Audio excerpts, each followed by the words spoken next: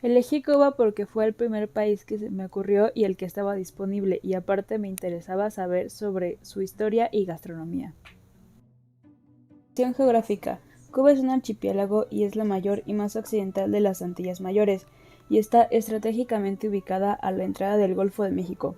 Su costa meridional es bañada por el Mar Caribe y la norte por el Océano Atlántico y el Golfo de México.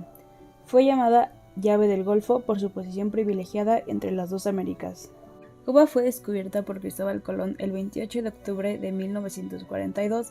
La isla está habitada por alrededor de 100.000 amerindios, guanajuatabeyes, siboneyes, taínos, arawaks, así como por tribus antropófagas, los caribes. La isla fue bautizada según su nombre indígena, Cubanascán. La colonización de Cuba empezó en 1511 bajo la dirección de Diego Velázquez de Cuellar. En menos de 5 años, la población indígena fue reducida a unas centenas de individuos. Al ser la base de abastecimiento para las expediciones españolas hacia México y Panamá, Cuba poseía reservas de oro que fueron rápidamente agotadas.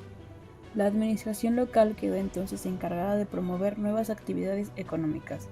El tabaco, las plantas para hacer tinturas, luego la caña de azúcar conocieron un desarrollo considerable.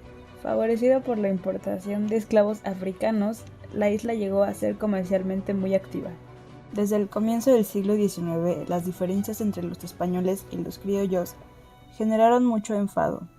En Cuba, el movimiento conoció un verdadero desarrollo gracias a la acción de Carlos Manuel de Céspedes, rico propietario de un dominio azucarero. Francmasón liberó a sus esclavos y llamó a sus compatriotas a la revuelta, constituyendo grupos de manzanilleros y desencadenando la Guerra de los 10 Años, de 1868 a 1878. Al final del conflicto perdido por los insurgentes, el Pacto de Sanjón, que fue el 10 de febrero de 1878, acordó importantes concesiones a los cubanos. La isla fue dotada de cierta autonomía, la esclavitud fue abolida en 1880 y la igualdad de derechos entre blancos y los negros proclamada en 1893. Las consecuencias del pacto alcanzaron el dominio político, con la constitución de los primeros partidos políticos, así como el sector económico, ya que las empresas norteamericanas aumentaron sus inversiones en la región. Independencia de Cuba. Las reformas puestas en marcha fueron finalmente poco seguidas en realidad, y los cubanos se levantaron de nuevo en febrero de 1895, bajo el mando de José Martí y de los generales Antonio Maceo y Máximo Gómez.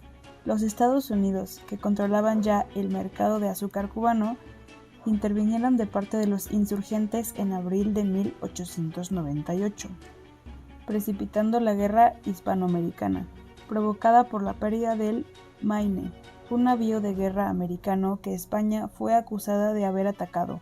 El Tratado de París del 10 de diciembre de 1898 puso fin al conflicto. España renunció a su soberanía sobre la isla y un gobierno militar fue puesto en plaza por los norteamericanos.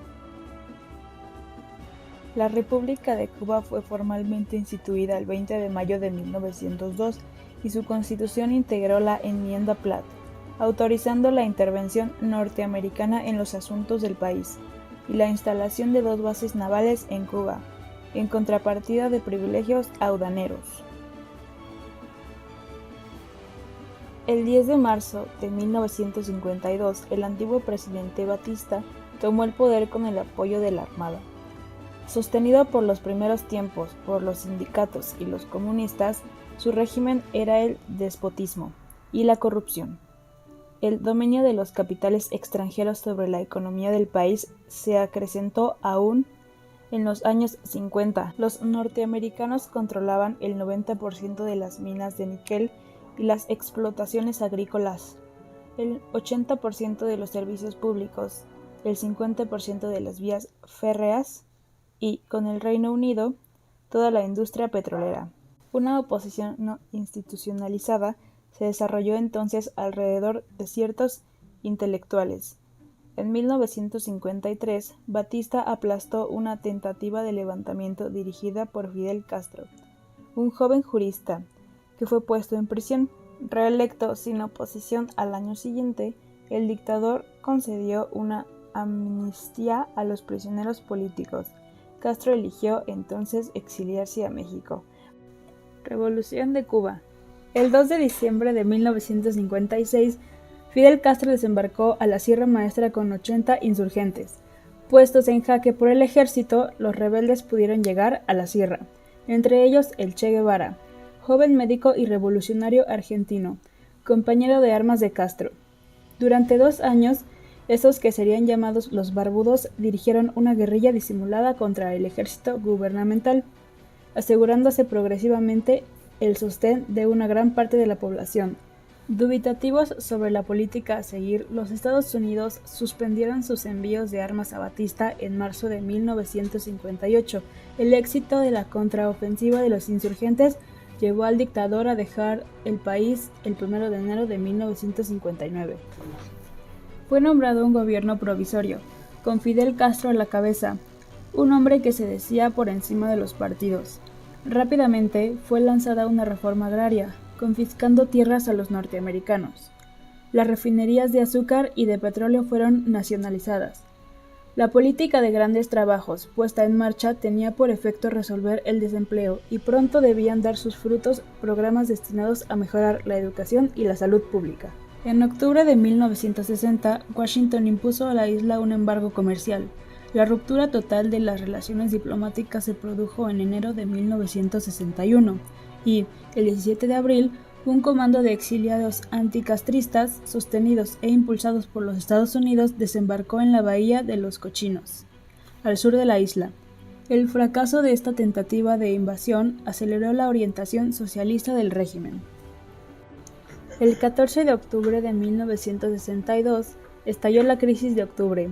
Los Estados Unidos descubrieron en Cuba rampas de lanzamiento de misiles provistas por la Unión Soviética. El presidente norteamericano John F. Kennedy anunció entonces un bloqueo naval de la isla. Después de varios días de negociaciones, durante los cuales una guerra nuclear parecía inminente, el dirigente soviético Nikita Khrushchev aceptó retirar sus misiles. En 1965, los gobiernos cubano y norteamericano firmaron un acuerdo permitiendo a los cubanos emigrar a los Estados Unidos. Más de 260,000 personas dejaron la isla antes del fin oficial del puente aéreo en 1973. En noviembre de 1993, la Asamblea General de la ONU, apoyada por el conjunto de los países de América Latina, votó una resolución pidiendo el fin del embargo norteamericano y fue depositada una proposición de ley en este sentido en el seno del Congreso de los Estados Unidos sin éxito. El descontento general y el agravamiento de la pobreza llevaron al gobierno a impulsar reformas económicas. En julio de 1993, la posesión de dólares, en otros tiempos considerada como un delito pasible de encarcelamiento, fue legalizada, y en octubre de 1994 fueron de nuevo autorizados los mercados paisanos libres. En el dominio económico, Cuba se abrió a las inversiones extranjeras y al turismo. La condena del Papa al embargo norteamericano obligó a los Estados Unidos a suavizar su política de firmeza con respecto a La Habana, pero en los Estados Unidos tomaron medidas de retorsión contra toda empresa extranjera que comerciara con Cuba o invirtiera en la isla. En julio de 1998, sin embargo, después de largas negociaciones, el presidente norteamericano se comprometió a suspenderlas durante un tiempo determinado, y en enero de 1999 anunció medidas de suavizamiento del embargo, sin renunciar por esto a su estrategia de aislamiento. Al mismo tiempo, Cuba normaliza sus relaciones con España, Canadá, Guatemala y la República Dominicana. Actualidad. Cuba es un estado socialista presidido por Miguel Díaz-Canel, quien es actualmente el jefe de Estado. El idioma es el español y la moneda de Cuba es el peso cubano, que equivale a 20 pesos mexicanos.